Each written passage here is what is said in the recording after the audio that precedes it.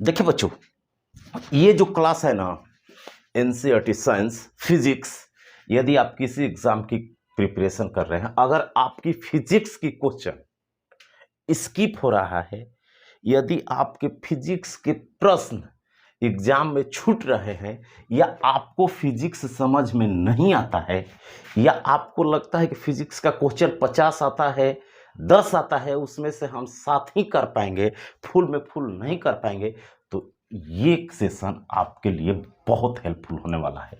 तो देखिए बच्चों, पिछले क्लास में जो स्टार्ट किए थे वहां से स्टार्ट करते हैं, इसलिए एक एक पार्ट देखिए, समझना है। तो आज का जो टॉपिक है बच्चों हम लोग का है स्नेल्स लॉ। स्नेल्स लॉ पढ़ रहे हैं, reflection of light, light chapter पढ़ रहे हैं, उसमें रिफ्लेक्शन पढ़ रहे हैं, अपवर्तन, और उसमें अगला टॉपिक है बच्चों स्नेल्स लॉ। स्नेल्स लॉ, जिसको हिंदी में कहते हैं स्नेल का नियम। स्नेल का नियम।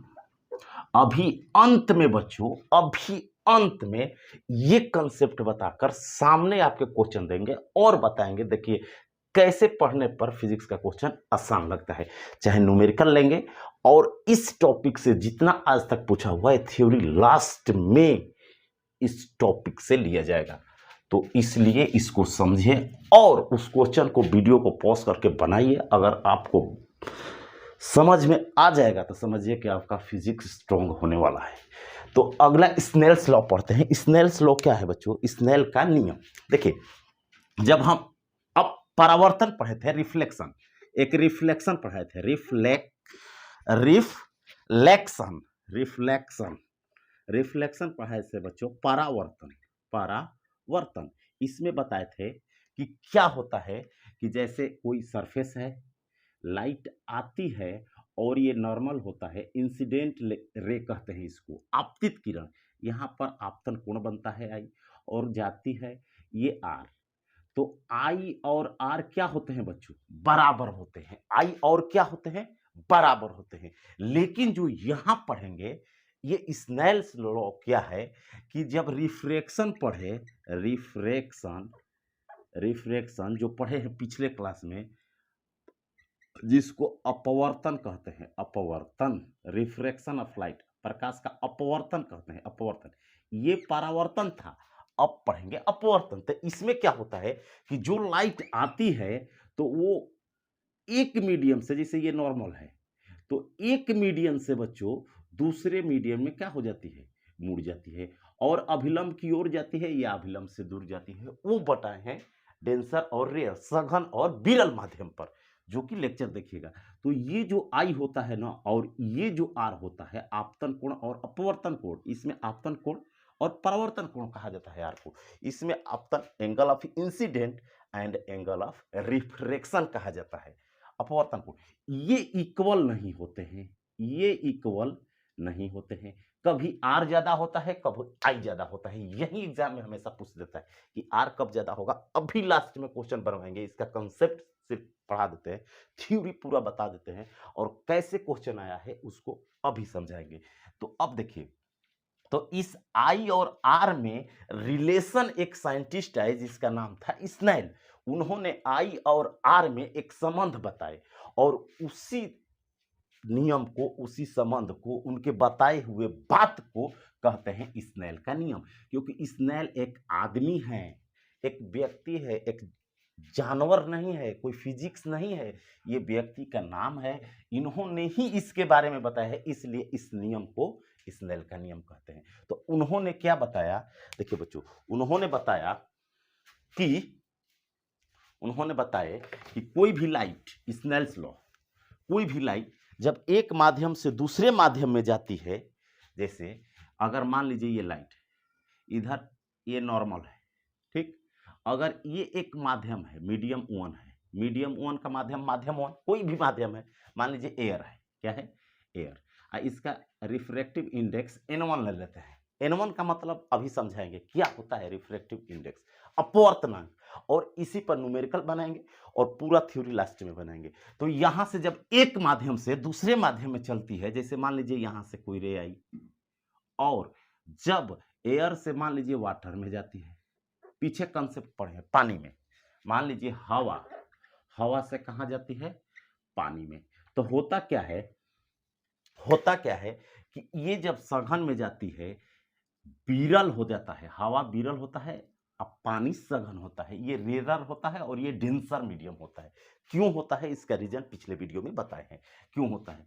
अब ये क्या होता है कि बच्चों बताए हैं कि अभिलंब की ओर झुक जाती है, ये आर जो होता है आई से कम हो जाता है, इसको जाना चाहिए था ऐसे, लेकिन अभिलंब की नॉर्मल की ओर झुक जाती है जब विरल से सघन में जाती है, और जब सघन से विरल में जाती है तो अभिलंब से दूर हटती है, ये बताया गया है। अब उन्होंने बताया कि ये आई आर में कौन क्या रिलेशन होता है, तो बताए कि जो आपतन कोण है उसकी जया, जया मीन्स बच्चों होता है साइन, साइन, और कोजिया कहे तो कॉस।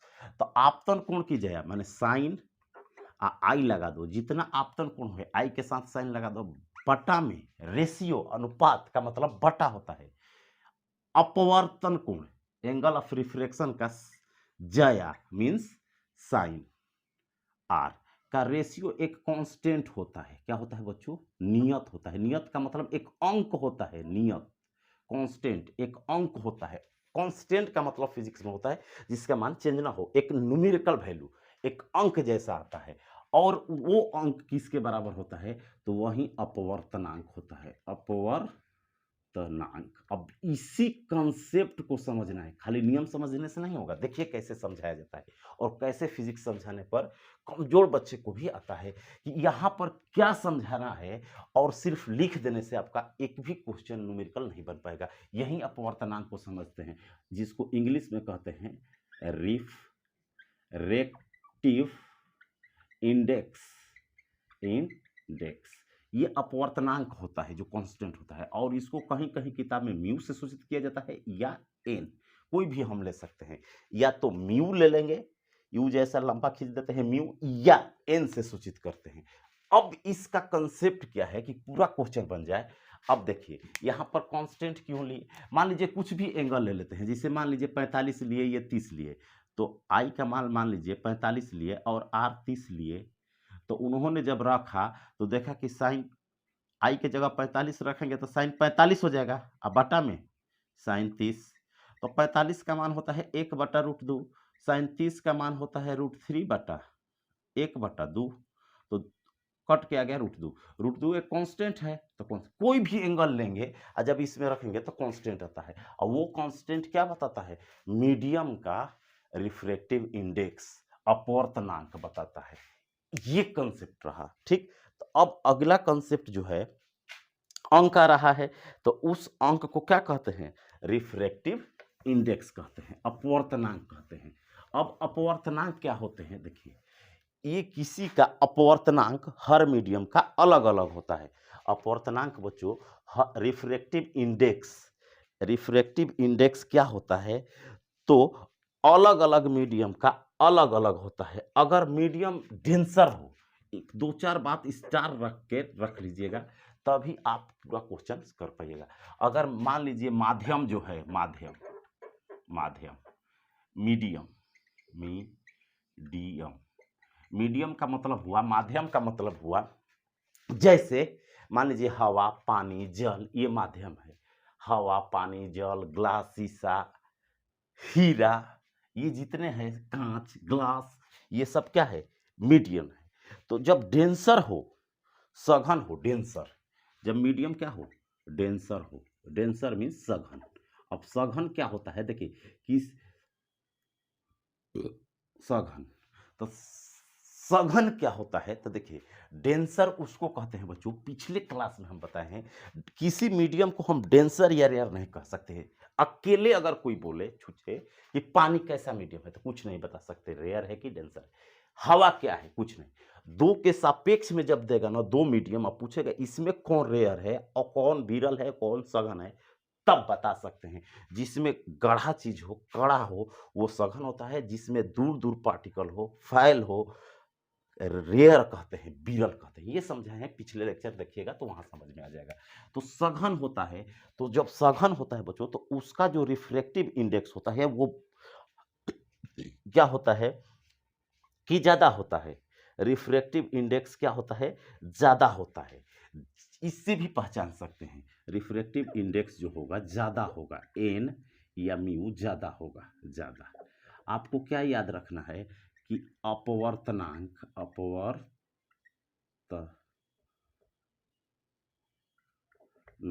रिफ्रैक्टिव इंडेक्स, इसको इंग्लिश में कहते हैं रिफ्रैक्टिव इंडेक्स, ज़्यादा होता है, ज़्यादा किसमें, डेंसर में। तो आप कैसे पहचानिएगा, अगर किसी मीडियम का अपवर्तनांक ज़्यादा है तो उसे डेंसर लेना है। कंसेप्ट नंबर 1 क्वेश्चन बनाने के लिए कैसे, ऐसे नहीं छीन सकते हैं। डेंसर है अपवर्तनांक से, अगर डेंसर है तो अपवर्तनांक उसका ज्यादा होगा, अपवर्तनांक उसका ज्यादा होगा। अभी पढ़ाएंगे कि चाल जो होता है अपवर्तनांक का व्युत्क्रमानुपाती है, जिसका अपवर्तनांक ज्यादा होता है उसका चाल कम होता है। तो डेंसर का अपवर्तनांक ज्यादा होता है, इसीलिए डेंसर में प्रकाश की चाल कम होती है। डेंसर में अगर रेयर लेते हैं बच्चों, विरल, रेरर लेंगे, रेरर जिसको विरल कहते हैं, विरल, तो विरल जब मीडियम लेंगे, ये डेंसर था विरल, तो इसमें जो म्यू होगा, नीचे एरो का मतलब या एन, वो कम होता है। अपवर्तनांक क्या होता है, एन मीन्स अपवर्तनांक, इंग्लिश में रिफ्रैक्टिव इंडेक्स, वो कम होता है। जब कम होता है तो चाल ज्यादा होगा, क्योंकि अभी फॉर्मूला समझाएंगे। तो ये रहा रिफ्रैक्टिव इंडेक्स विथ मीडियम में रिलेशन क्या है। जो सघन होता है उसका अपवर्तनांक ज्यादा होता है, जो विरल होते हैं उसके अपवर्तनांक क्या होते हैं, कम होते हैं। अपवर्तनांक क्या होते हैं, कम होते हैं। तो ऐसे अब देखिए, अब दो टाइप का अपवर्तनांक देता है, पहले कंसेप्ट समझ लीजिए। एक अपवर्तनांक देगा ऐसे, कहीं भी क्वेश्चन में या कहीं भी जरूरत पड़ सकता है लाइफ में, हमेशा जब फिजिक्स पढ़ेंगे, एक कहेगा जल का अपवर्तनांक, जल का अपवर्तनांक, लैंग्वेज पर ध्यान देना है, जल का अपवर्तनांक, बस कह दिया जल का, refractive index of water, water, बस इतना कह दिया बच्चों। या किसी भी चीज का जल का अपवर्तनांक, रिफ्रैक्टिव इंडेक्स ऑफ वाटर, जल का अपवर्तनांक, रिफ्रैक्टिव इंडेक्स ऑफ वाटर, जल का अपवर्तनांक कह दिया। तो जल का अपवर्तनांक कहने का मतलब क्या हुआ, इसका मतलब सिर्फ जल का अपवर्तनांक कह रहा है, किसके सापेक्ष कह रहा है, कुछ नहीं। जब किसी के सापेक्ष नहीं कहता है, सिर्फ जल का अपवर्तनांक कहता है, तो निर्वात के सापेक्ष होता है, निर्वात के सापेक्ष होता है। ये सब किताब में नहीं मिलेगा, ये निर्वात के, बस खाली कोई कह रहा है जल का अपवर्तनांक बताइए, माने एन डब्ल्यू ऐसे लिखेगा, या म्यू डब्ल्यू, म्यू माने अपवर्तनांक, एन माने अपवर्तनांक, और डब्ल्यू माने वाटर, पानी, पानी का अपवर्तनांक बताइए। तो बस ये एक चीज देता है कि जल का अपवर्तनांक, छूछे बात ध्यान दीजिए, बहुत गहरा है, कि जल का अपवर्तनांक बताइए, तो बस। तो जल का अपवर्तनांक कहता है तो किसी न किसी के सापेक्ष रहता है, लेकिन वो चीज हमेशा किसके सापेक्ष रहता है, निर्वात के। और इस चीज को कहते हैं बच्चों, इस चीज को कहते हैं एब्सोल्यूट रिफ्रैक्टिव इंडेक्स, इसी को कहते हैं absolute, absolute refractive index, Hindi में कहते हैं निरपेक्ष, निरपेक्ष अपवर्तनांक, अपवर्तनांक। ये कंसेप्ट जो है ना आपको बिल्डअप करेगा न्यूमेरिकल बनाने में। यही एक एक चीज जो बताते हैं ये टू द पॉइंट है, जो कि आपको न्यूमेरिकल बनाने में, चाहे एनटीपीसी हो, ग्रुप डी हो, किसी भी एग्जाम के लिए जहां फिजिक्स पूछता है, हर एग्जाम में मदद करने वाला। अब निरपेक्ष होता है, एक पूछता है तो निरपेक्ष का मतलब बस कहेगा पानी का बताइए, ग्लास का बताइए, दूध का बताइए, हीरा का बताइए, लकड़ी का बताइए, कांच का बताइए, पत्थर का बताइए, सबका अपवर्तनांक। आप कहेगा नहीं किसके सापेक्ष, तो वो निरपेक्ष होता है। वहां पर जान लीजिए कि सब निर्वात के सापेक्ष कह रहा है। अब वहां निर्वात का एक होता है लिखे या ना लिखे, सिर्फ उसी का लिखा जाता है, रीजन बताएंगे। अब एक लैंग्वेज में देता है बच्चों, एक लैंग्वेज में कह देगा इसी कॉन्सेप्ट को कि जल का अपवर्तनांक, अपवर्तनांक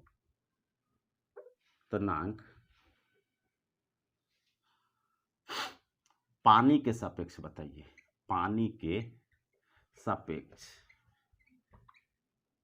ठीक, अब यहां जो कह रहा है ना, यहां किसी के सापेक्ष बोला नहीं था, तो निर्वात vacuum, with respect to vacuum बोला जाता है। वैक्यूम माने ये साइलेंट रहता है, वैक्यूम बोलेगा नहीं, मान लिया जाता है, वैक्यूम होता ही है, निरपेक्ष का मतलब ये होता है, एब्सोल्यूट का मतलब ये जो होता है ना, इसमें कह दे कि पानी के सापेक्ष बताइए जल का, तो यहाँ जो लिखेंगे ना बच्चों, यहाँ जो लिखेंगे NW तो पूछ रहा है, लेकिन यहाँ लिखना पड़ेगा किसके सापेक्ष है, तो पानी के।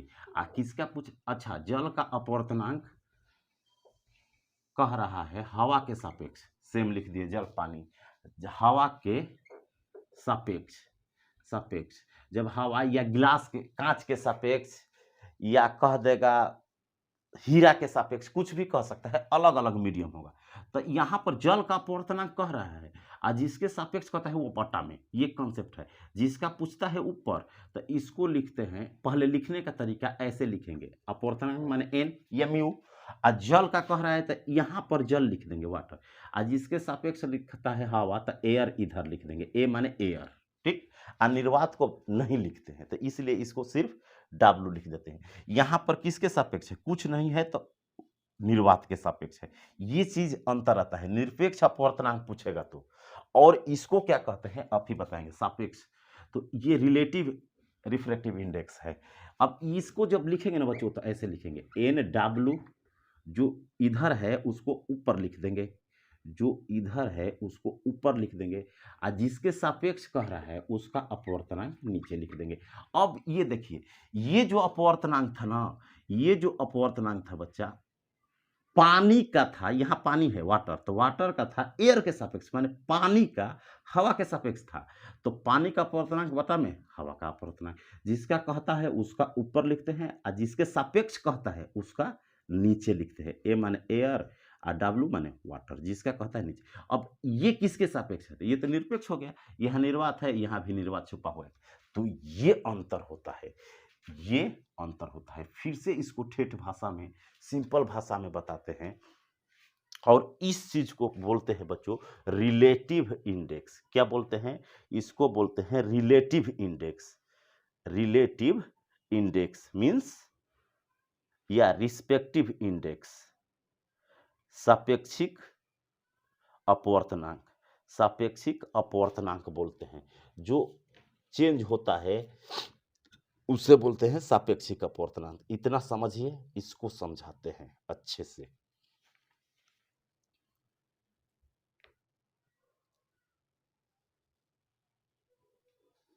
तो देखिए, इसको बोलते हैं relative, relative index, relative refractive index, सापेक्षिक अपवर्तनांक, सापेक्ष अपवर्तनांक, ये निरपेक्ष होता है। तो दोनों में अंतर क्या है, अब देखिए, ये तो समझा दिए कंसेप्ट, यहां पर ये भाग वाला बात याद रखना है।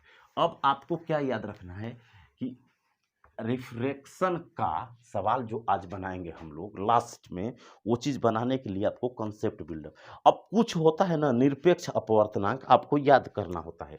जैसे एक होता है n बराबर 1, किसके लिए, निर्वात के लिए, निर्वात मीन्स वैक्यूम, वैक्यूम निर्वात के लिए एक होता है, निर्वात का अपवर्तनांक एक होता है, निर्वात का, किसी के सापेक्ष नहीं, बस निर्वात का। इसका मतलब ये निर्वात का निर्वात के सापेक्ष है, निर्वात छिपा हुआ है। इसी तरह अगर पूछेगा हवा का, तो n बराबर होता है 1.3 1.00, थोड़ा सा अधिक हो जाता है, ये होता है बच्चों एयर का, हवा का, हवा का। ये किसी के सापेक्ष नहीं है, किसी के सापेक्ष निकाला जाता है, वो होता नहीं है, निकालना पड़ता है भाग देकर, जैसे कंसेप्ट बताया, अभी आएगा क्वेश्चन, ठीक। अगला याद करना है, 5-6 याद रखना है आपको, जो एग्जाम में हमेशा पूछ देता है डायरेक्ट थ्योरी एज कि निर्वात का अपवर्तनांक कितना होता है, रिफ्रैक्टिव इंडेक्स कितना होता है।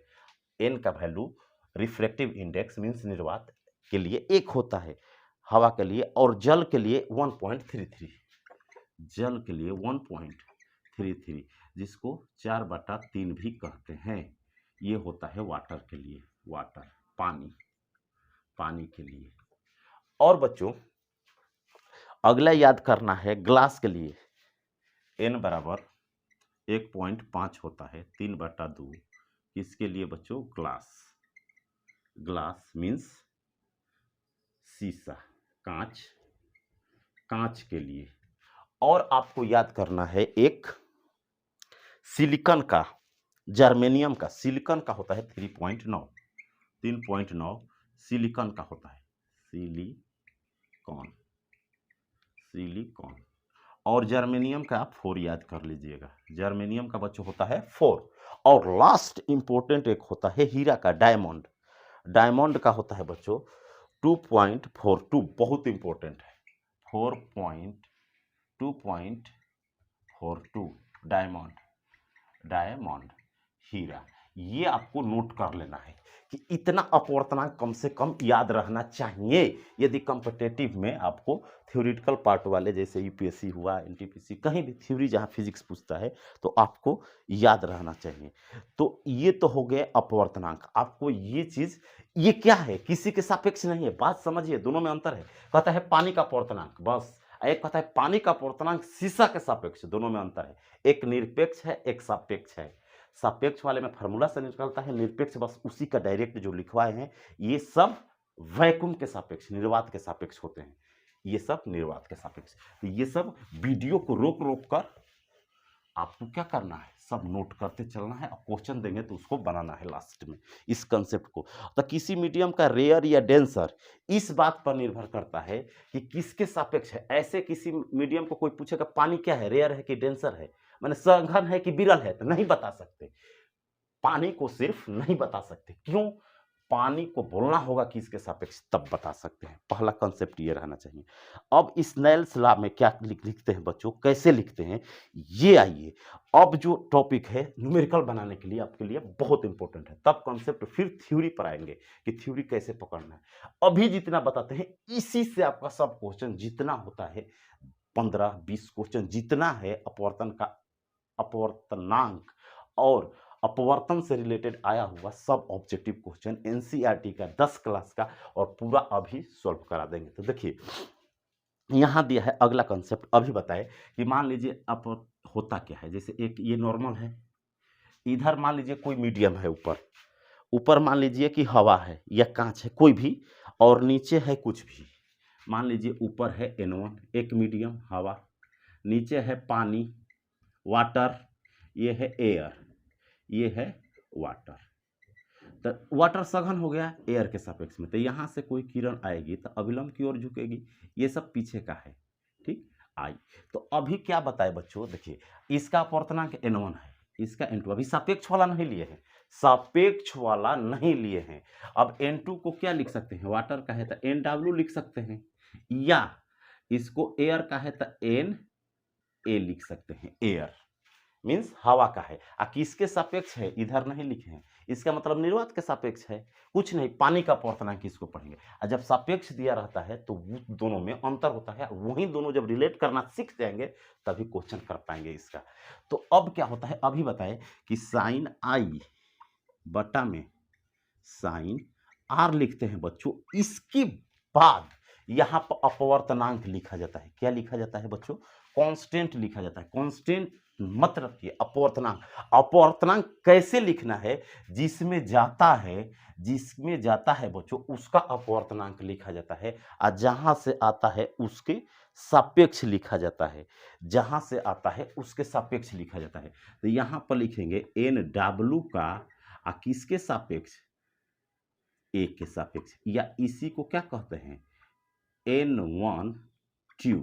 इसका मतलब हुआ दो का अपवर्तनांक एक के सापेक्ष, जिसमें लाइट आती है ना उसका अपवर्तनांक लिखना है, और जहां से आ रही है, जिसमें से आ रही है उसके सापेक्ष लिखना है। इसी को और अच्छा से लिखते हैं तो ऐसे लिखते हैं बच्चों, साइन आई बटा साइन आर, साइन आर। यही आपका सब क्वेश्चन सॉल्व कराएगा।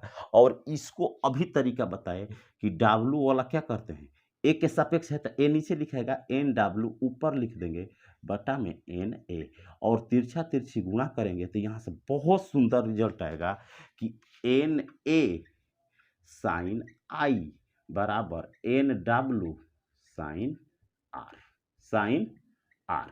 तो यहां से क्या रिलेट पाए, देखिए साइन आई जिधर है उसी का अपवर्तनांक है N1 या NA, और साइन आर नीचे वाला लिए तो नीचे वाला का अपवर्तनांक उसके साथ गुणा है। इट मीन्स यही रिजल्ट, इसी पर आपका सब क्वेश्चन बनने वाला है। इसको और तरीका से समझ सकते हैं, देखिए मान लीजिए वन कोई मीडियम है, कोई भी, मान लीजिए वाटर पानी पर समझा दीजिए, मान लीजिए ये वन है, N1 माध्यम है, इधर से लाइट आई, इस N2 में चली गई, आई, यहाँ दिया रहेगा 30 45 न्यूमेरिकल में दिया रहेगा, ठीक, और यहाँ चली गई किसमें, N2 में। तो आपको स्नेल्स लॉ लिखना कैसे है, सवाल बनाने के लिए, नहीं कि सिर्फ जान गए कि साइन आई बटा में साइन आर, बस इससे कुछ होने वाला नहीं है। आपको यहां समझना होगा कि अपवर्तनांक कैसे लिखा जाता है। तो अपवर्तनांक लिखा जाता है बच्चों, जिसमें जाता है उसका ऊपर, N2 लिखेंगे ऊपर, और जिसमें से आता है उसका अपवर्तनांक नीचे। ये इसका अपवर्तनांक है ऊपर वाला का। अब जो मीडियम हो, मान लीजिए पानी दिया है तो पानी वाला ऊपर रहेगा, नीचे हवा में आ रहा है तो हवा वाला ऊपर लिखेंगे। अब इसी को तिरछा तिरछी गुणा करते हैं तो N1 साइन आई हो जाता है बराबर N2 साइन आर। इससे रिजल्ट क्या निकला, वही चीज कि साइन आई ले रहे हैं ऊपर वाला, तो ऊपरे वाला का अपवर्तनांक उसमें गुणा रहेगा। इस लॉजिक से बहुत इजी से कंफ्यूज नहीं होगा, बना सकते हैं। नीचे वाला साइन आर ले रहे हैं, साइन आर, तो नीचे वाला का ही अपवर्तनांक उसमें क्या होगा बच्चों, गुणा होगा। ये कंसेप्ट पर हम लोग क्या करेंगे, सवाल बनाएंगे।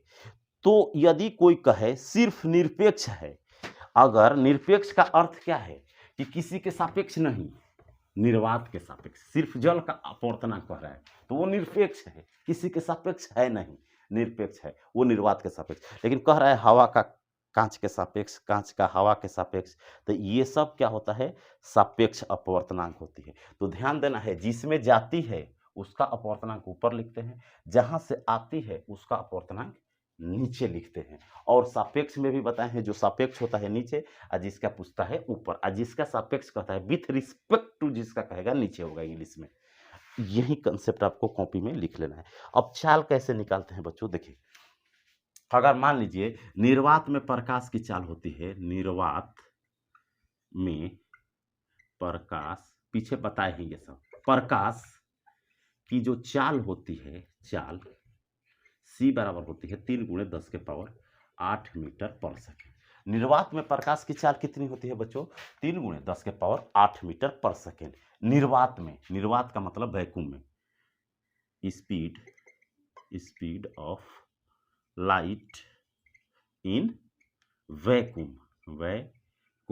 निर्वात में प्रकाश की चाल कितनी होती है, 3 गुणे 10 के पावर 8।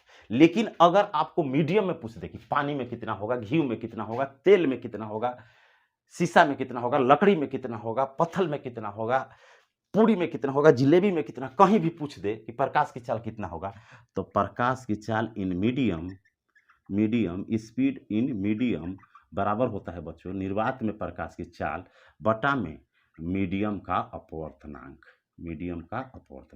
ये फार्मूला होता है, ये डेफिनेशन से आया है कि अपवर्तनांक क्या होता है। अपवर्तनांक क्या होता है, तो जिस मीडियम में चाल निकलना है, तो निर्वात में चाल ये है, इसमें उस मीडियम के अपवर्तनांक से भाग दे दीजिए। जिस मीडियम में, जैसे घी में निकालना है प्रकाश की चाल, तो प्रकाश की निर्वात में चाल शून्य मीन्स निर्वात में लिख देंगे। आज जिस मीडियम में पूछ रहा है उसके अपवर्तनांक से भाग, जल में पूछ रहा है तो जल का अपवर्तनांक से भाग दे देंगे, तो जल में प्रकाश की चाल निकल जाएगा। तो ये रेशियो होता है, इसी को कहते हैं कि माध्यम में प्रकाश की चाल बराबर निर्वात में प्रकाश की चाल बटा में माध्यम का अपवर्तनांक। जैसे बोल रहे हैं वैसे लिख लेना है यदि आपका फिजिक्स कमजोर है। अब देखिए, तो जिसमें निकालना है चाल, उसी के अपवर्तनांक से क्या करते हैं, यहाँ भाग दे देते हैं। ऊपर हमेशा ये फिक्स रहेगा, सी माने हटन, 3 गुणे 10 के पावर 8, और जिस मीडियम में निकलना होगा वो। और सापेक्ष कहेगा तो कंसेप्ट समझा दिए हैं। अब कंसेप्ट समझने से मतलब नहीं है जब तक कि इस पर एग्जाम्पल नहीं लेंगे, जब तक कि उस पर। तो भी बराबर क्या होता है बच्चों, भी बराबर होता है C/N। सी भी का मतलब माध्यम में, मीडियम में speed of light in medium and refractive index of medium. माध्यम में प्रकाश की चाल, माध्यम का अपवर्तनांक, अनिर्वात में प्रकाश की चाल, speed of light in vacuum. ये फार्मूला पर हम लोग का क्वेश्चन बनना है, जिसमें लाइट का स्पीड ज्ञात करना है, उसका अपवर्तनांक नीचे लिखना है। जहां पर ये तो फिक्स होता है, निर्वात में फिक्स होता है, वो घटता बढ़ता नहीं है। तो इस पर क्वेश्चन कैसे आएगा, अब देखिए, सापेक्ष निरपेक्ष पर बहुत सारे क्वेश्चन आते हैं। अपवर्तनांक, अब अगला कंसेप्ट कुछ पढ़ना है बच्चों कि सापेक्ष वाला तो कंसेप्ट समझा दिया, और जो कंसेप्ट फिर बताएंगे एग्जाम्पल के साथ ना, तो अभी ज़्यादा समझ में आएगा, तब इसके क्वेश्चन उठाएंगे। तो अब देखिए अगला जो एक कंसेप्ट आता है कि which color travel fastest in vacuum और which color travel fastest in glass slab या मीडियम। देखिए अगर पूछ दे कि निर्वात में कौन सा रंग सबसे तेज चलता है, क्वेश्चन पूछा हुआ क्वेश्चन है, आपको लिख करके समझा देते हैं। और एक माध्यम में पूछ दे, माध्यम का नाम रख दे कि ग्लास में, शीशा में, पुआ में, पूड़ी में, जिलेबी में कौन सा कलर तेज चलता है, और पूछ देगा निर्वात में कौन सा कलर तेज चलता है। ऐसे क्वेश्चन 2 क्वेश्चन पूछा हुआ है। तो ये जो है ना रिफ्रैक्टिव इंडेक्स अपवर्तनांक वाले क्वेश्चन है, इसलिए अभी जो बताए, इसलिए इस क्वेश्चन को पूछा हुआ एग्जाम के कई बार प्रीवियस क्वेश्चन है, इसको यहीं पर रिलेट करते। व्हिच कलर क्वेश्चन आया था, which colour fastest travels fastest in vacuum. Hindi हुआ बच्चों निर्वात में वैक्यूम मीन्स निर्वात में कौन सा रंग सबसे तेज चलता है, तेज या सबसे तेज चलता है, कौन सा कलर। तो इस क्वेश्चन का आंसर अगर आपको दे देना, which colour travels fastest in vacuum, निर्वात में कौन सा कलर तेज चलता है। तो देखिए निर्वात में जो होता है ना, सभी कलर सेम स्पीड से चलते हैं। निर्वात में क्या होता है बच्चों, क्यों होता है उसको समझाएंगे फार्मूला से। क्यों कि निर्वात में जब चाल निकालेंगे तो निर्वात का अपवर्तनांक होता है, अनिर्वात का अपवर्तनांक 1 होता है। तो सभी कलर के लिए क्या होगा, निर्वात में तो कोई मीडियम में तो कलर चेंज हो जाता है, क्यों होता है बताएंगे। तो निर्वात में क्या होता है, सभी रंग बराबर चाल से चलते हैं। इसको नोट में लिखवाएंगे, बराबर चाल से क्या होते हैं, चलते हैं, बराबर चाल से चलते हैं। निर्वात में सभी रंग क्या होते हैं, बराबर चाल से चलते हैं। क्यों चलते हैं अभी बात होगा। अब पूछ देगा कि which colour travel fastest in glass slab या मीडियम कह देगा कि कांच या ग्लास या मीडियम कह देगा, मीडियम कोई भी मीडियम, ये मीडियम के लिए हो गया, ये तो निर्वात के लिए है। अब मीडियम कह दे या मीडियम का नाम रख दे, मीडियम कहे माध्यम, या कांच कह दे, घी कह दे, पानी कह दे, कुछ भी कहे, में समझिए सिर्फ कंसेप्ट, कौन कलर तेज चलता है, कौन सा रंग मीन्स कलर तेज चलता है। अगर ये क्वेश्चन पूछ दे कौन सा तेज चलता है, तब क्या कीजिएगा। तो मीडियम में जब कहता है ना, तो यहाँ पर अंतर आ जाता है, सब बराबर नहीं चलते हैं। मीडियम में क्या होता है बच्चों, मीडियम में रेड तेज चलता है, माध्यम रहेगा। अब कौन सा माध्यम, तो देखिए मीडियम में रेड क्या होता है, तेज चलता है, तेज रेड, लाल। और माध्यम पर निर्भर करता है। ग्लास की बात कर रहे हैं, ग्लास सिर्फ कह रहा है तो निर्वात से तुलना कर रहा है, ग्लास अभी रीजन बताएंगे क्यों रेड किए, ठीक। और तेज चलता है क्योंकि इसका अपवर्तनांक क्या होता है, कम होता है रेड का। क्यों कम होता है, तो अब फार्मूला से समझाते हैं। देखिए पीछे हम लोग समझे हैं, तो अभी क्या लिखेंगे, अब मीडियम में रेड की चाल क्या होती है, सबसे ज्यादा लिख लेना है, और बैगनी की सबसे कम होती है मीडियम में। और निर्वात में सबकी चाल, तो आपको एक लाइन लिखना है, क्या लिखना है कि in vacuum all colours travel with same speed, निर्वात में सभी रंग बराबर चाल से चलते हैं, but in medium example glass, water, etc, red fastest, violet slow.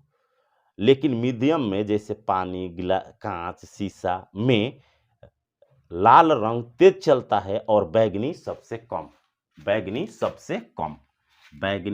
Violet सबसे कम। ये लगाना है। अगर निर्वात में पूछे कलर का कि किसका चाल ज्यादा होता है, सबका बराबर होता है। माध्यम में पूछे, माध्यम माने घी, तेल, कांच, शीशा, पानी, तो रेड तेज चलता है और बैगनी सबसे कम चाल होता है। क्यों? तो अब इसका रीजन जानते हैं, वाई, क्यों क्यों होता है। तो इसका रीजन बता देते हैं कि ऐसा क्यों होता है।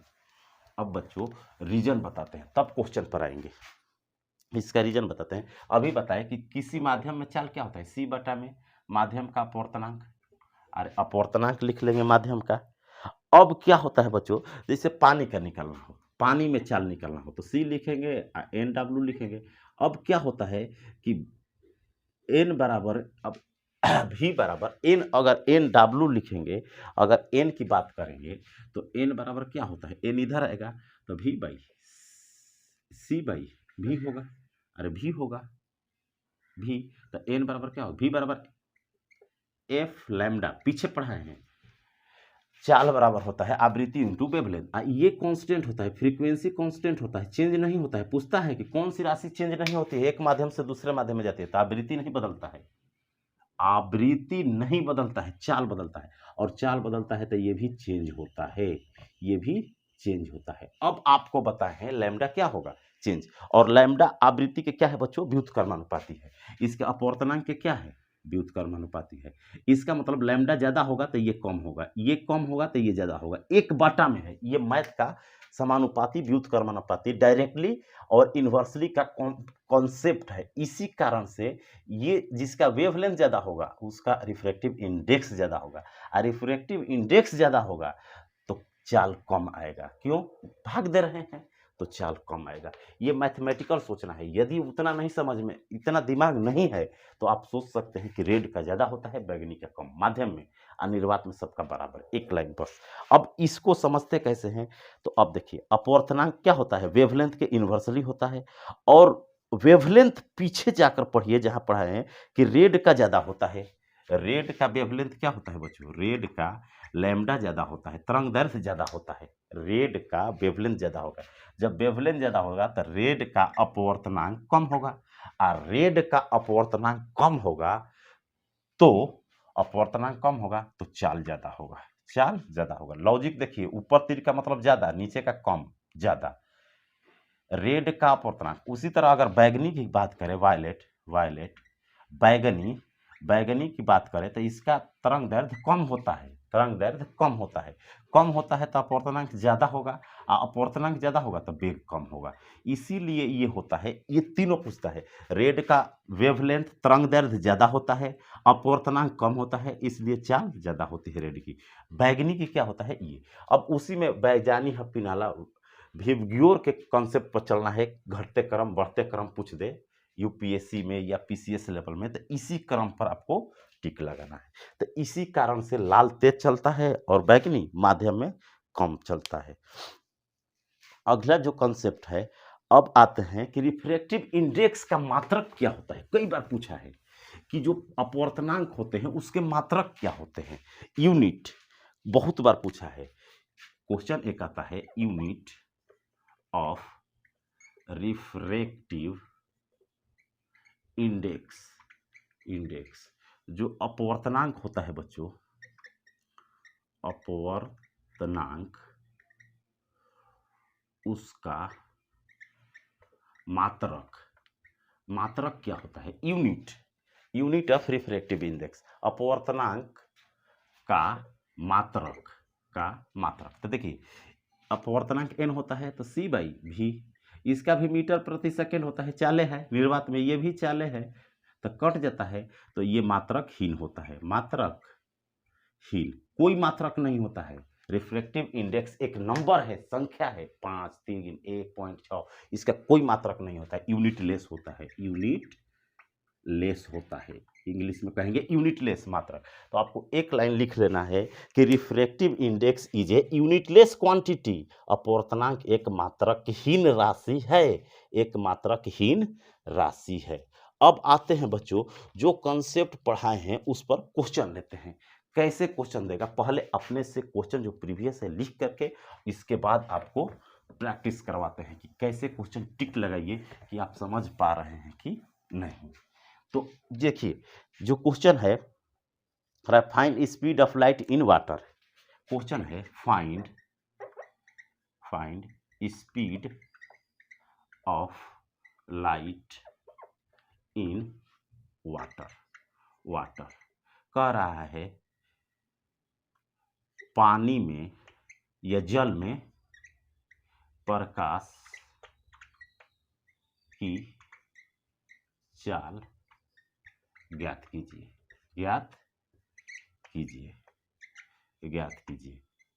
कह रहा है बच्चों कि पानी में प्रकाश की चाल ज्ञात कीजिए। तो देखिए जिसमें चाल ज्ञात करना है तो क्या बताए हैं कि जिस माध्यम में पानी में ज्ञात करना है तो वी डब्ल्यू माने पानी में प्रकाश की चाल, तो निर्वात में प्रकाश की चाल बटा में पानी का अपवर्तनांक।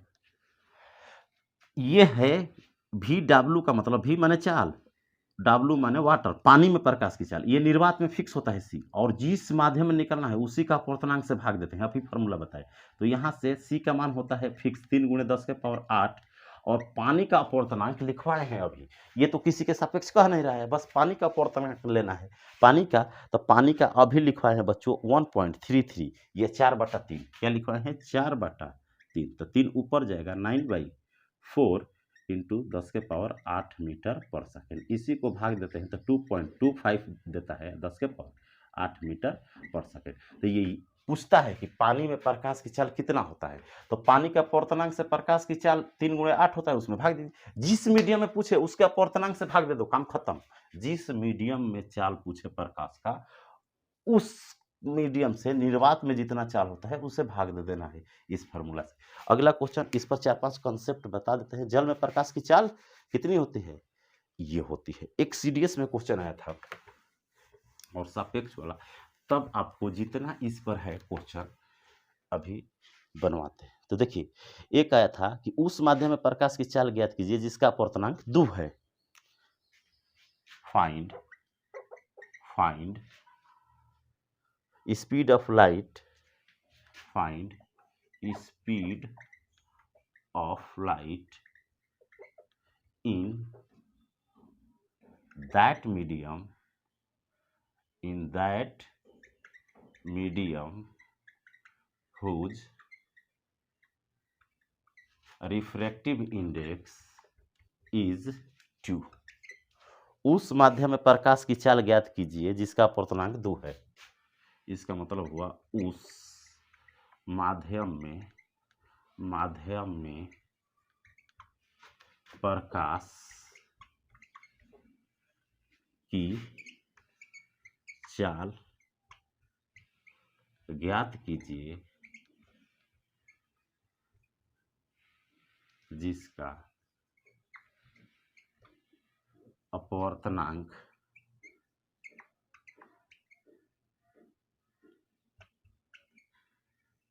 2 है। ये क्वेश्चन आया हुआ था, सीडीएस का क्वेश्चन है।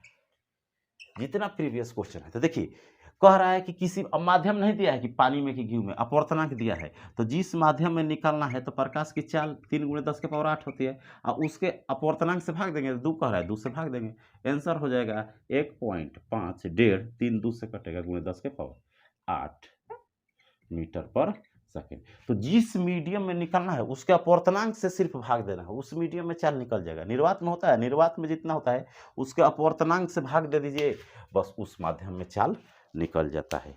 उस माध्यम में बच्चों क्या हो जाता है, चाल निकल जाता है। अब एक सापेक्ष भी पूछ देता है कि इसके सापेक्ष इसका निकालिए। जैसे कंसेप्ट बताए कि बाटा वाला, ये तो डायरेक्ट किसी मीडियम में पूछेगा तो उसके अपवर्तनांक से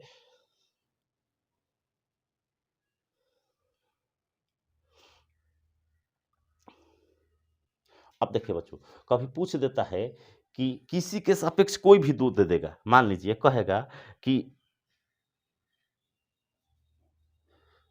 फाइंड, जैसे देखिए एक समझा देते हैं, कोई भी दे सकता है। Find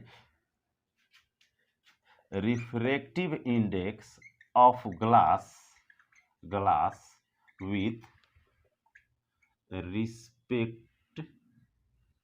respect to water. ठीक, ऐसे कोई 2 देगा। Find refractive index of glass with respect to water. कह रहा है कि कांच का अपवर्तनांक कांच का अपवर्तनांक, कॉन्सेप्ट समझना है। मान लीजिए ये कांच का अपवर्तनांक, अब कांच की जगह पुआ, पूड़ी, जिलेबी, शीशा, पानी कुछ भी दे दे, अपवर्तनांक, और कह रहा है पानी के सापेक्ष, पानी, अब यहां कुछ भी दे दे, दो मीडियम दिया रहेगा, सापेक्ष पूछेगा, पानी के सापेक्ष ज्ञात कीजिए। तो ये सब जो पूछेगा ना, तो ये सब वैल्यू नहीं दिया रहेगा, बाकी पूछेगा जैसे पुआ, पूड़ी, जिलेबी पूछेगा तो उसका एन दिया रहेगा, इसका एन हम लिखवाए हैं, वो याद करके रखना है। तो जिसके सापेक्ष पूछता है बच्चों नीचे लिखते हैं, तो पानी के सापेक्ष पूछ रहा है तो पानी वाला एन डब्ल्यू नीचे लिख देंगे, और जिसका पूछता है ग्लास का जिसका पूछता है ऊपर लिखते हैं, तो एन जी, जी माने ग्लास। अब ग्लास का कितना बताए थे, ग्लास का कितना बताए थे, ग्लास का बताए थे 1.5 माने 1.5, ग्लास का कितना बताए थे बच्चों, ग्लास का हम बताए थे कि ग्लास का कितना होता है, ग्लास का 1.5 या 3/2, और पानी का कितना बताए, पानी का बताए थे, वाटर का बताए थे 1.33, 4/3, 4/3, तो ये पहली गुणे चौथी या दूसरी गुणे तीसरी, तो 9/8 हो जाता है, 9/8 आंसर हो जाता है। तो ऐसे ऐसे, अब देखिए एक समझा दिए सापेक्ष वाला, अब कांच का पानी के सापेक्ष कर रहा है, पानी का कांच के सापेक्ष कहता तो उल्टा हो जाता है, जिसका सापेक्ष कहता नीचे। अगर यही पूछता हीरा का जर्मेनियम के सापेक्ष, तो वो दोनों का भाग देते, एयर का निर्वात के सापेक्ष, तो निर्वात का एक होता है, हवा का जो होता है 0.003 लेकर के भाग देते, आंसर आ जाता। तो ये सब करना है, किसी के सापेक्ष पूछे तो ऐसे आपको क्या करना है, क्वेश्चन बनाना है। अब देखिए आपको कुछ क्वेश्चन बनवा देते हैं, इस पर जैसे क्वेश्चन आया हुआ है जो पूछता है अक्सर एग्जाम में, वो क्वेश्चन आपको जो कि प्रीवियस ईयर क्वेश्चन होते हैं, ऑब्जेक्टिव लेवल पर पूछता है कि, अब एक होता है कि find refractive index of water with respect to glass, जल का अपवर्तनांक कांच के सापेक्ष, जल का अपवर्तनांक कांच के सापेक्ष, उल्टा हो जाएगा। तो कुछ भी सापेक्ष पूछे ना, तो जिसके सापेक्ष कहे नीचे या जिसका पूछे ऊपर। अब क्वेश्चन आपके सामने है, क्वेश्चन बनाओ। अगला क्वेश्चन, 5-6 क्वेश्चन बनाते हैं आपके सामने। पहला क्वेश्चन है बच्चों, देखिए कह रहा है जब प्रकाश की एक किरण एक माध्यम से दूसरे माध्यम में जाती है तो अपने पूर्व पथ से विचलित हो जाती है, उसे क्या कहते हैं। जैसे कह रहा है कि प्रकाश की किरण एक माध्यम से, जैसे एक माध्यम से दूसरे माध्यम में जाती है तो अपने पूरे माध्यम माने ऐसे न होकर विचलित हो जाती है, इधर हो जाती है या इधर चली जाती है, तो इस घटना को क्या कहते हैं, या तो अभिलंब की ओर मुड़ जाती है या अभिलंब से दूर जाती है, इसे कहते हैं प्रकाश का अपवर्तन, रिफ्रैक्शन ऑफ लाइट। तो ऑप्शन नंबर होगा प्रकाश का अपवर्तन, इसका होगा ख, इसका ऑप्शन क्या होगा, दूसरा ऑप्शन होगा ख। अगला क्वेश्चन आपके सामने है, अगला क्वेश्चन बनाओ। पहले वीडियो रोक करके बनाओ कि उत्तर आ रहा है कि नहीं पढ़ने से, लेकिन हाँ पीछे वाला भी 1-2 लेक्चर देखा होगा, तब एक भी क्वेश्चन स्किप नहीं होगा लाइट का, पूरा सीरीज पढ़ लेने के बाद, और पूरा सीरीज खत्म करेंगे तुरंत। तो अगला क्वेश्चन है बच्चों, प्रकाश एक किरण विरल से सघन में जाती है तो क्या होता है, विरल से सघन। देखिए विरल, रेरर, विरल मीन्स रेरर, रेरर से कहाँ जा रही है बच्चों, सघन में जा रही है, डेंसर में जाती है। तो जब डेंसर में जाती है तो अभिलंब की ओर मुड़ जाती है, अभिलंब की ओर मुड़ जाती है, जब विरल से सघन में जाती है तो अभिलंब की ओर मुड़ जाती है। तो ऑप्शन नंबर, अभिलंब की ओर मुड़ जाती है, ऑप्शन होगा बच्चों चौथा घ, ऑप्शन घ। अगला क्वेश्चन, है जब प्रकाश की एक किरण दो माध्यमों को अलग अलग करने वाली सतह पर लंबवत पड़ती है तो क्या होती है, लंबवत पड़ती है तो क्या होगी, कल कंसेप्ट बताए हैं इसको। लंबवत जब पड़ती है बच्चों तो क्या होती है, लंबवत जब पड़ती है तो सीधे निकल जाती है। देखिए लंबवत जब पड़ती है, जैसे लंबवत ऐसे इसी पर लाइट आए, इसी पर, और एक माध्यम से दूसरे माध्यम में, तो लंबवत सीधे निकल जाती है। अपवर्तन में, परावर्तन में ऊपर बताए थे, तो सीधे जब आएगी ना, अभिलंब ऐसे सीधे आएगी तो सीधे निकल जाती है। तो इसका उत्तर होगा ऑप्शन नंबर इसका क्वेश्चन का होगा तीसरे का बच्चों, बिना मुड़े सीधे निकल जाती है, ख, ऑप्शन नंबर 3 बी होगा, तीसरा का बी, ख सीधे निकल जाती है बिना मुड़ेगी नहीं। अब कह रहा है पानी से भरी बाल्टी का गहराई कम मालूम पड़ता है। तो बताए हैं जितना तल उठा हुआ हो बाल्टी, आगे कॉन्सेप्ट बताएंगे मैं। जैसे पानी भरा हुआ है तो घर पे देखना, जब पानी नहीं रहता है ना तो बाल्टी देखेंगे तो गहरा लगेगी, और जब पानी भर दीजिएगा ना तब देखिएगा, उसमें झाँकिएगा तो लगेगा कि पेंदी जो ये दिखाई दे रहा है कुछ कम ऊंचाई पर है। क्यों ऐसा होता है? तो देखिए, क्योंकि लाइट जब आती है ना तो पहले पानी नहीं था तो यहाँ से लड़कर जाती थी हमारे आँख पर, तो ये पेंदी दिखाई देता था। अब क्या होगा, जब पानी भर दिए तो लाइट आई, और टकराने के बाद जब एक सघन से विरल में जाएगी तो दूर बजाएगी अभिलंब से, तो डॉट डॉट करने पर जो मिलता है ना तल से ऊपर, तो यही दिखाई देने लगता है। मान लीजिए यहाँ आकर के मिलता है तो इतना ऊपर ही दिखाई देता है, यही रीजन होता है कि उठा हुआ तल दिखाई देता है, तल उठा हुआ दिखाई देता है। तो ये किसके कारण होता है? प्रकाश के अपवर्तन के कारण, या छड़ी टेढ़ी दिखाई देती है। पिछला वीडियो में जाकर देखिए, क्वेश्चन बनवाए तो प्रकाश के अपवर्तन के कारण, तो इसका उत्तर होगा प्रकाश के अपवर्तन के कारण, ख। अब कहता है अगला क्वेश्चन, जब प्रकाश एक माध्यम से दूसरे माध्यम में जाता है तब अपवर्तन होता है। जब प्रकाश, अगला क्वेश्चन का आंसर बताओ, जब प्रकाश एक माध्यम से दूसरे माध्यम में जाता है, जब प्रकाश बच्चों एक माध्यम से दूसरे माध्यम में जाता है तो क्या होता है? प्रकाश जब एक माध्यम से दूसरे माध्यम में जाता है तो देखिए क्या होता है। जब प्रकाश एक माध्यम से दूसरे माध्यम में जाता है तो अपवर्तन जो होता है चाल में परिवर्तन के कारण होता है। देखिए, उसका आवृत्ति नहीं बदलता है, कलर नहीं बदलता है, कलर नहीं बदलता है, जो होता है ना रंग परिवर्तन नहीं होता है, इसके कारण नहीं होगा, उसका चाल बदल जाता है। अभी बताए कि जैसे एक माध्यम से दूसरे माध्यम में जाता है प्रकाश, तो चाल देखे ना कि यहाँ 3 × 10⁸ था, अब पानी में 2.22 आ गया, तो अपवर्तनांक के कारण उसका चाल क्या हो जाता है? कम हो जाता है या ज़्यादा हो जाता है। तो चाल जो कम और ज़्यादा होता है उसे ही प्रकाश का अपवर्तन कहते हैं। तो वो प्रकाश चाल के कम होने के कारण अपवर्तन होता है, चाल में परिवर्तन के कारण। ऑप्शन नंबर क, ए मीन्स क। सघन माध्यम से विरल माध्यम में प्रवेश करने पर आपतन कोण तथा अपवर्तन कोण में क्या संबंध होता है? सघन से विरल जाएगा। देखिए बच्चों, अगला क्वेश्चन कर रहा है सघन से विरल जाएगा। सघन, सघन मीन्स डेंसर है, डेंसर सघन है। सघन से कह रहा है विरल में जा रहा है, विरल मीन्स रेयर में जा रहा है। कॉन्सेप्ट से बनाइएगा तब, रटिएगा तो नहीं। तो विरल, सघन से जब विरल में जाता है तो अभिलंब से दूर हटता है। तो ये आई है, ये क्या है? आर, आर ज्यादा हो जाता है। अपवर्तन कोण, आपतन कोण से अपवर्तन कोण ज्यादा हो जाता है। तो पूछ रहा है कि आपतन कोण अपवर्तन कोण में क्या संबंध है? तो अपवर्तन कोण बड़ा हो जाता है, अपवर्तन कोण बड़ा हो जाता है। ऑप्शन ग, ऑप्शन क्या होगा बच्चों? ग, अपवर्तन कोण ज्यादा हो जाएगा। वो फिगर से देखिए बताए हैं। अगला क्वेश्चन है,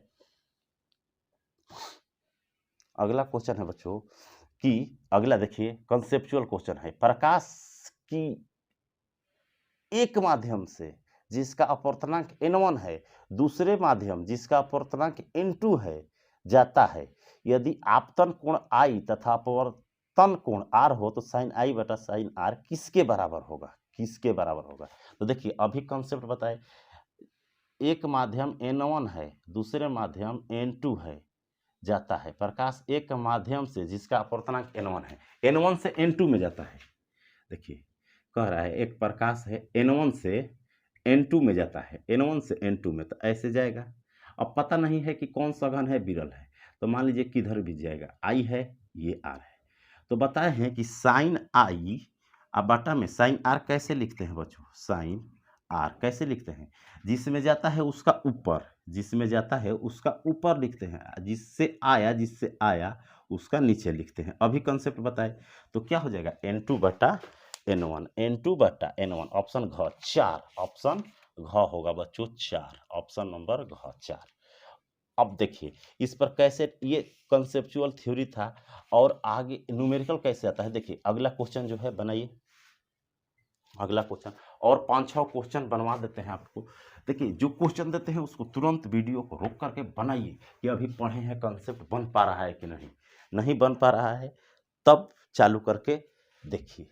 अगला क्वेश्चन दिया है, एक द्रव का अपवर्तनांक बच्चों दिया है, और द्रव में प्रकाश की चाल, द्रव का अपवर्तनांक दिया है n 1.46, और कह रहा है कि प्रकाश की चाल इतना है तो द्रव में प्रकाश की चाल कितनी होगी? तो द्रव में प्रकाश की चाल निकालने के लिए बच्चों C/n होता है, और C दिया हुआ है, और C नहीं भी देता है तो याद रहना चाहिए 3 × 10⁸ है। तो इसके जिसमें पूछ रहा है उससे भाग दे देंगे, 1.46 से भाग देंगे। अब भाग दे करके कटाएंगे तो ये हो जाएगा 2 दशमलव ऊपर जाएगा 300 और बटा में 146 × 10⁸ और 300 में 146 से भाग देंगे बच्चों तो हो जाएगा 2.05। इसको भाग देंगे तो 2.05 × 10⁸ मीटर पर सेकेंड। तो ये कंसेप्ट था, जिस माध्यम में पूछता है उसके अपवर्तनांक से। निर्वात का चाल दिया रहेगा तो अच्छे है ना, तो याद रहता है, उसमें भाग दे देते हैं। अगला क्वेश्चन आपके सामने है। अगला क्वेश्चन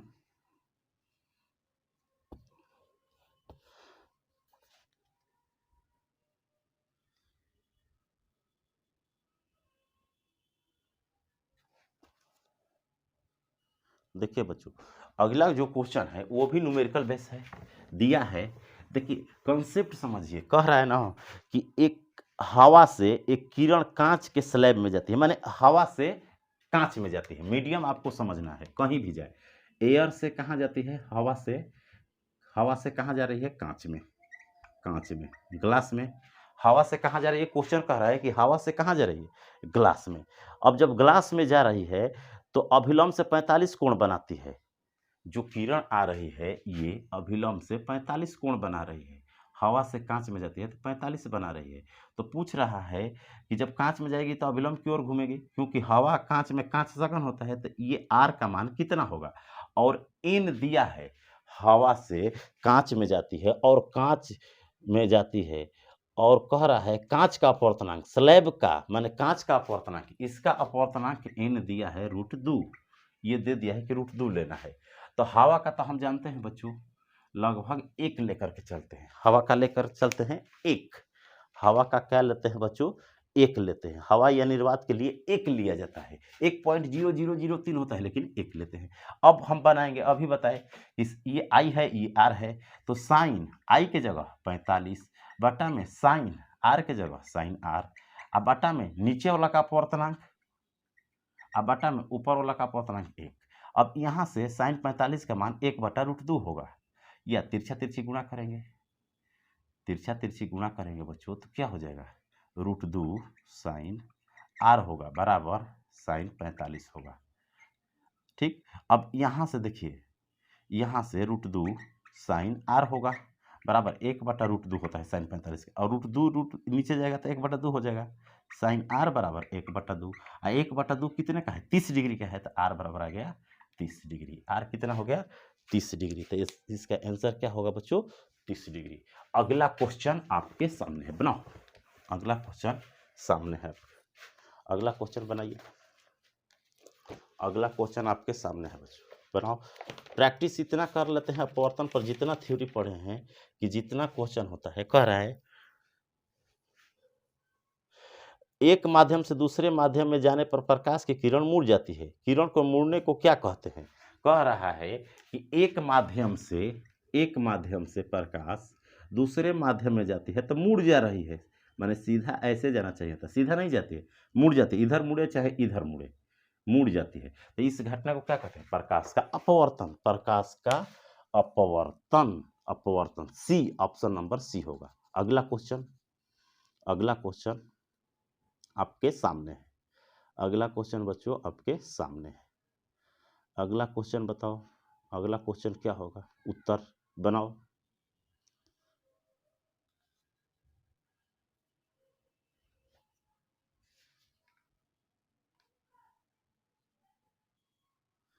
कह रहा है एक वर्णीय प्रकाश, माने कोई भी लाइट पदार्थिक माध्यम में जाता है तो कौन सा गुण नहीं बदलता है, माने कौन सा क्वालिटी उसका नहीं बदलता है। जब पदार्थिक में जाता है तो क्या नहीं बदलता है? देखिए बच्चों, बताए हैं कि जैसे प्रकाश की किरण एक माध्यम से दूसरे में जाती है तो फ्रीक्वेंसी जो होता है कांस्टेंट रहता है, आवृत्ति नहीं बदलता है। फ्रीक्वेंसी, चाल भी बदल जाएगा, चाल भी बदल जाएगा, तरंग दैर्ध्य भी बदल जाएगा, उसका चाल भी बदल जाता है, तरंग दैर्ध्य भी बदल जाता है, इसके बाद तीव्रता भी बदल जाता है, आवृत्ति नहीं बदलता है। फ्रीक्वेंसी कांस्टेंट बताए हैं, जाकर थ्योरी देखो अभी, एफ कांस्टेंट लिखी थी, तभी लैम्डा से व्युत्क्रमानुपाती बनता, तो आवृत्ति नहीं बदलता है, तो डी होगा। क्यों नहीं बदलता है, इसका रीजन पिछले वीडियो में कारण सहित बताया गया है, तो डी होगा, ऑप्शन नंबर डी। अगला क्वेश्चन आपके सामने, अगला क्वेश्चन बनाओ, अगला क्वेश्चन, अगला क्वेश्चन, अगला क्वेश्चन है बच्चों, अब जितना अपवर्तन का है ना, अब अगले कंसेप्ट में क्या पढ़ेंगे आपको अभी बता दिया जाएगा कि अगले क्लास में क्या हम लोग पढ़ेंगे। अगला क्वेश्चन आपके सामने है, अगला क्वेश्चन आपके सामने है, अगला क्वेश्चन है बच्चों, दिया है, अगला क्वेश्चन है कि निम्न में कौन सा संबंध सही है, निम्न में कौन सा संबंध सही है।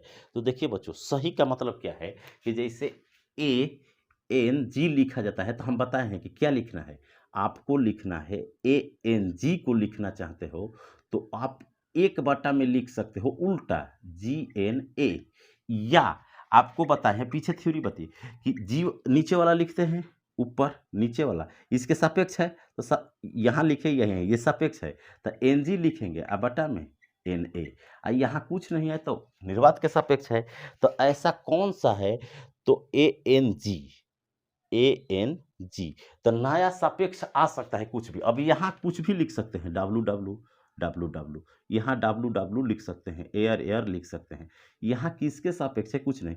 अब ये जो दिया है ना, एयर के सापेक्ष ग्लास का दिया है, तो ग्लास का बटा में एयर का होगा। ए एन जी का अगर मान पूछे, ए एन जी, तो ए जी बटा में ए जी बटा में ए होगा, तो ऑप्शन नंबर ए होगा बच्चों, ऑप्शन नंबर ए। या इसका एक और कॉन्सेप्ट है कि ऑप्शन नंबर ए होगा, या ऐसे समझ सकते हैं कि जो नीचे वाला रहता है ना ऊपर, अब नहीं समझ में आ रहा है तो डब्लू लिख दो, यहाँ यहाँ कुछ भी सेम लिखना होगा, ऊपर सेम लिखना होगा, तो ऊपर सेम, ये फिर ऊपर जाएगा तो डब्लू एन जी हो जाएगा, गुणा में नीचे से ऊपर जाता है तो बदलता है, तो ए एन डब्लू हो जाएगा, तो ये ऑप्शन हो जाएगा, ऑप्शन नंबर, कंसेप्चुअल क्वेश्चन है, ऑप्शन नंबर क्या हो जाएगा, ए। या डब्लू नहीं दिया रहेगा, जैसे कंसेप्ट बताए हैं वैसे भी देता है। अगला क्वेश्चन है,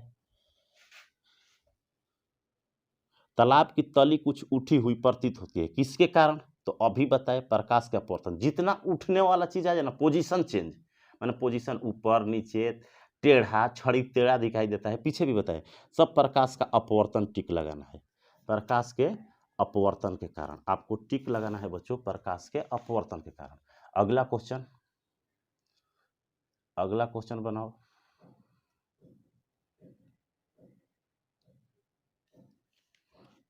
अगले क्लास में गहराई वाला पढ़ेंगे, गहराई में क्या होता है, कितना होता है, और क्रांतिक कोण पढ़ेंगे, क्रिटिकल एंगल, अगले क्लास में। अगला क्वेश्चन है, दिया है, अगला क्वेश्चन दिया है बच्चों, जल और कांच का अपवर्तनांक क्रमशः दिया है, जल और कांच का, तो जल का कांच के सापेक्ष अपवर्तनांक पूछ रहा है, अभी बताए हैं वही क्वेश्चन है। जल का दिया है एन डब्लू दिया है, कितना 4/3, ये दे दिया है, नहीं देता है तो याद वाला लिखते हैं, जो जब दे दिया है तो वहीं लेकर, और कांच का दिया है एन जी, एन जी। अब यहाँ किसके सापेक्ष है, कुछ क्लियर नहीं है, जब कुछ नहीं कहता है तो सिर्फ हवा के निर्वात के सापेक्ष होता है, 3/2 है। अब पूछ रहा है बच्चों किसके सापेक्ष, किसका कह रहा है, जल का कांच के सापेक्ष, जल का पूछ रहा है, जल का पूछ रहा है, तो एन डब्लू, कांच के सापेक्ष तो जी इधर लिखते हैं, अब जो यहाँ रहता है ऊपर लिखते हैं एन डब्लू, बटा में सापेक्ष कहता है वो नीचे, तो डब्लू वाला ऊपर लिख देंगे तो 4/3, बटा में जी वाला नीचे लिखेंगे 3/2, तो पहली गुणे चौथी, दूसरी गुणे तीसरी, 8/9, option number, option number D होगा, ऑप्शन नंबर डी उत्तर होगा, ऑप्शन नंबर डी। अगला क्वेश्चन बनाओ, अब ये इसी में कह रहा है अगर उल्टा पूछता तो उल्टा हो जाता। अगला क्वेश्चन बनाओ, सामने है, जितना पढ़े हैं थ्योरी उस पर जितना फिजिक्स का क्वेश्चन है सब प्रीवियस आपको यही बनवा दिया जाएगा। तो वायु के सापेक्ष कांच का अपवर्तनांक दिया है, वायु के सापेक्ष कांच का दिया है, तथा क्रमशः वायु के सापेक्ष कांच का तथा पानी का दिया है, वायु के सापेक्ष, तो यदि प्रकाश की चाल इतना है तो पानी में प्रकाश की चाल क्या होगी, पानी में प्रकाश की चाल क्या होगी। तो पानी में प्रकाश की चाल पूछता है, तो प्रकाश की चाल लेकिन अलग दिया है बच्चों, देखिए 2 इंटू 8 के पावर 10 के पावर 8 दिया है। तो देखिए जो जो डाटा दिया है ना उसी का यूज करके हम क्या करेंगे, क्वेश्चन बनाएंगे। दिया है वायु के सापेक्ष, हवा के सापेक्ष कांच का अपवर्तनांक और पानी का, कांच का दिया है, कांच का दिया है एन जी दिया है, एयर के सापेक्ष, ए के सापेक्ष कितना दिया है 3/2, पानी का कांच का 4/3 दिया है, और 3/2 पानी का दिया है 4/3, ऐसे होता भी है। और एयर का, पानी का दिया है 3/2, और कह रहा है उससे मतलब नहीं है, आपको निकलना है कांच में प्रकाश की चाल दिया है और पानी में प्रकाश की चाल पूछ रहा है। कांच में दिया है बच्चों और पानी में पूछ रहा है, कांच में दिया है और पानी में पूछ रहा है। तो अभी क्या बताए, देखिए जिस माध्यम में प्रकाश की चाल निकलना हो, मान लीजिए कि चाल निकलना है पानी में, तो क्या लिखते हैं C/NW लिखते हैं। ये एयर के सापेक्ष है तो ये लिखे या ना लिखे इससे कोई मतलब नहीं है, दोनों एयर के सापेक्ष है, दोनों सेम सापेक्ष है, तो लिखे या ना लिखे, ठीक। अगर इसी तरह भी अगर ग्लास का निकालेंगे तो सी तो वही रहेगा, Ng हो जाएगा। अभी सूत्र बताए कि जिसका निकालना होता है उसी का अपवर्तनांक। जब समीकरण 1 में और 2 में भाग देंगे बच्चों, तो यहाँ से हो जाएगा VW बटा में VG, और सी कट जाएगा, सी भाग देंगे और जी ऊपर चल जाएगा, तो Ng बटा NW, ये सूत्र हो जाएगा। अब इसमें दिया है किसका चाल, Ng दिया है आपको ये, और NW भी दिया है, और चाल किस में दिया है, चाल दिया है बच्चों कांच में, Vg दिया है, Vg दिया है, और VW पानी में चाल पूछ रहा है, VW पूछ रहा है, अब Vg दिया है, Vg का मतलब कांच में चाल, कांच में चाल 2 गुणे 10 के पावर 8 मीटर पर सेकेंड, ये Vg दिया है। तो ये सूत्र होता है, याद करना है, जब दो चाल, दो माध्य कि इसमें चाल इतना है तो दूसरे में कितना होगा, तो VW के हैं क्या लिखेंगे, VW के हैं क्या लिखेंगे, VW निकालना है, VW as it is. Vg के हैं क्या लिखेंगे, Vg का मान 2 गुणे 10 के पावर 8 लिख देंगे, बराबर Ng के जगह क्या लिखेंगे, Ng के जगह 4/3, बटा में NW के जगह 3/2, पहली गुणे चौथी, दूसरी गुणे तीसरी, तो VW बराबर हो जाएगा 2 गुणे 10 के पावर 8, इधर आ जाएगा, गुणे हो जाएगा 8/9। अब यहाँ से बच्चों 16/9 गुणे 10 के पावर 8 हो जाएगा, और 16 में 9 से भाग देंगे, 8 दूना 16/9 हो जाएगा, 8 दूना 16/9 हो जाएगा, और 16/9 में भाग देंगे के पावर 8, के पावर 8, तो आंसर हो जाएगा, कांच का दिया है 3/2, कांच का दिया है 3/2, अच्छा कांच का दिया है 3/2, यहाँ उल्टा रख, कांच का दिया है 3/2 बटा में W का दिया है, कांच का दिया है 4/3, और बटा में W का दिया है 3/2, 8/9, सही तो है 8/9।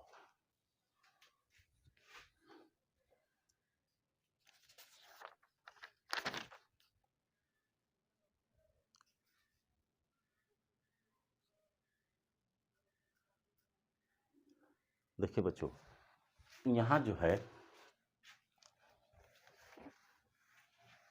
तो हमको क्या दिया है, Ng दिया है 4/3, ग्लास का अपवर्तनांक दिया है 4/3, पानी का भी दिया है, कांच में चाल दिया है 2 गुणे 10 के पावर 8, और पूछ रहा है किसमें, तो जिसमें निकालना है उसका अपवर्तनांक नीचे लिखते हैं, भाग देते हैं W/G, W/G करेंगे तो C कटेगा, भाग देंगे तो G ऊपर चला जाएगा।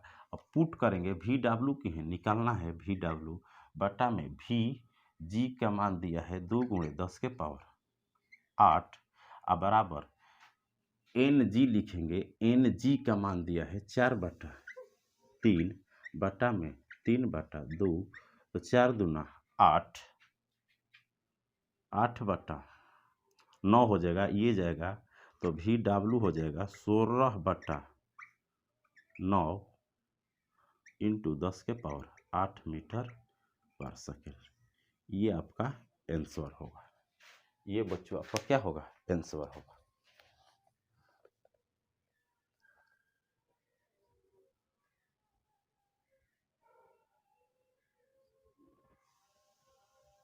कांच का 3/2 दिया है, कांच का 3/2 दिया है।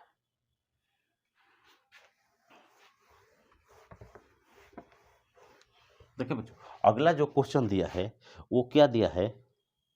अगला जो क्वेश्चन है उसमें कांच का दिया है, कांच का अपवर्तनांक दिया है कितना? देखिए, कांच का अपवर्तनांक दिया है, कांच का पानी का, कांच का दिया है Ng 3/2 और NW दिया है 4/3 और कांच में चाल Vg दिया है 2 × 10⁸ और VW पूछ रहा है, पानी में चाल पूछ रहा है। अभी कंसेप्ट बताए कि जिसमें चाल निकलना हो, मतलब पानी में चाल निकलना हो तो C/NW होता है, और कांच में चाल निकलना हो तो C/Ng होता है। जब भाग देंगे बच्चों इसको इसमें, तो VW होगा और बटा में Vg, और ये C कट जाएगा और Ng ऊपर चला जाएगा तो Ng/NW। ये सूत्र होता है पानी और कांच के चाल और अपवर्तनांक में संबंध। तो VW निकलना है तो VW लिख देंगे, VW के हैं VW लिख देंगे, और Vg के जगह 2 × 10⁸ लिख देंगे, बराबर Ng के जगह 3/2 लिखेंगे और बटा में NW के 4/3, पहली गुणे चौथी, दूसरी गुणे तीसरी, तो 9 हो जाएगा 9/8, और ये 2 जाएगा तो VW हो जाएगा 18/8 गुणे 10⁸ मीटर पर सेकेंड। अब इसको भाग देंगे 8 दूना 16, 2.25 गुणे 10⁸ मीटर पर सेकेंड। ऑप्शन नंबर हो जाएगा बच्चों बी, ऑप्शन नंबर बी। अगला क्वेश्चन देखो, अगला क्वेश्चन दिया है, अगला क्वेश्चन देखिए, कंसेप्चुअल क्वेश्चन है, बनाओ अगला। तो अगला जो क्वेश्चन है वो है, अगला जो क्वेश्चन है बच्चों वो है 1n2 दिया है, 1n2 दिया है। 1n2 का मतलब कि 2 का अपवर्तनांक 1 के सापेक्ष, माने n2/n1 है। 1n2 दिया है 2/8 और अगला दिया है डाटा बच्चों, दिया है 2n3 दिया है कितना? 2n3 दिया है 4/5। इसका मतलब 3 का अपवर्तनांक 2 के सापेक्ष, इसका मतलब हुआ 2 का अपवर्तनांक 1 के सापेक्ष, यहाँ जो होता है सापेक्ष, और पूछ क्या रहा है? पूछ रहा है 1 का अपवर्तनांक 3 के सापेक्ष, 1 का अपवर्तनांक 3 के सापेक्ष पूछ रहा है, 1 का अपवर्तनांक 3 के सापेक्ष कितना होगा, कितना होगा? तो देखिए नियम होता है बच्चों कि जब भी जैसे 3 का 1 के सापेक्ष लिख रहे हैं ना, तो इसको क्या लिखेंगे? इसको लिख सकते हैं n1/n3, n3 लिख सकते हैं, n1/n3, n1/n3 हमको चाहिए, वही इसका आंसर होगा। नीचे वाला ऊपर लिखते हैं, ऊपर वाला सापेक्ष वाला नीचे लिख देते हैं। कंसेप्ट बताएं, इसको क्या लिख सकते हैं?